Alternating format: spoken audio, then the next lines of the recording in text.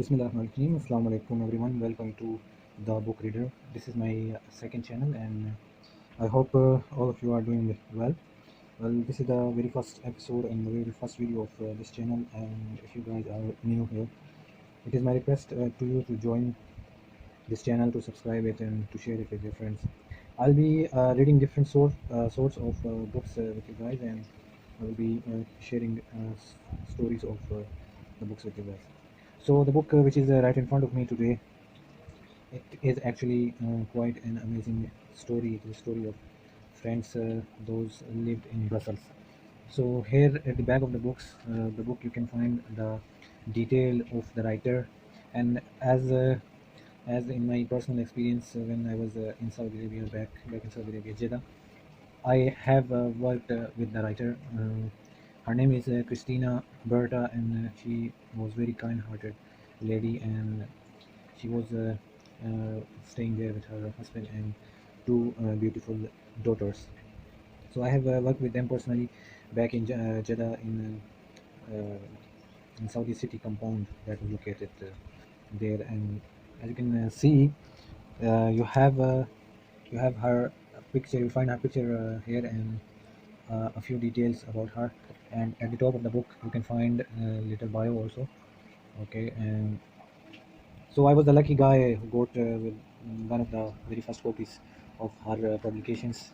This is the front of the book. If you can see, the name of the book is The Journey, and author, you can see the name of the author, the writer, Christina Berta, and here are a few of the tickets, if you can see. So let's start reading this book. I'll be reading this book for you guys. This book actually contains 12 chapters, and I will be reading as much as chapters for you guys as I can. So when you open the book, you will find the name of the book, The Journey, and at the top of the book, she gave me an autograph of her, and it's written to Imran, happy reading from Christina Berta, and her signature is there. So let's start reading the book. So this is the dedication. It says to Jessica and Selena, who were born in the multinational city, and Frank for getting us there in the first place. Jessica and Selena are her daughters, daughters of Christina, Berta, and Frank. So she had dedicated it to them. So today we'll start with chapter one. This is the chapter one of the book, and as it says, "Would you like some chips with that?" asked Ali from behind the counter. It was noon, and he was busy preparing a lamb kofte wrap for his first customer of the day. "Just a small portion, please," replied the gentleman, before making his way to one of the restaurant's few tables. It was just before the lunchtime rush. Soon the place would be crammed full with school children on their lunch breaks, queuing for chips, as well as laborers and businessmen looking for a quick bite to satisfy their hunger. Le Drumier was located on a busy junction at the crossroads of Europe, nestled between the Brussels headquarters of the European institutions and the Greater Rings. Its clientele reflected the culturally diverse nature of the area, in which Belgians coexisted peacefully alongside Turkish and Moroccan immigrants and EU nationals. Ali was a Turkish immigrant who had moved to Brussels 10 years earlier. He was a hard worker, having built up his snack bar from nothing. Although not entirely dissatisfied with his lot in life, he longed for something more. This desire, which he could not quite put his finger on, often led to a tendency to daydream whenever there was a lull in trade. He was frequently to be found sitting on his motorbike. So that was the page one.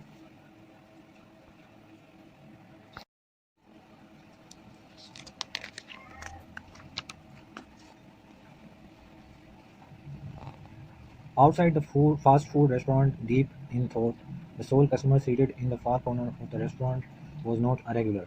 Ali guessed from his grey suit and badge that he was either a businessman or a bureaucrat.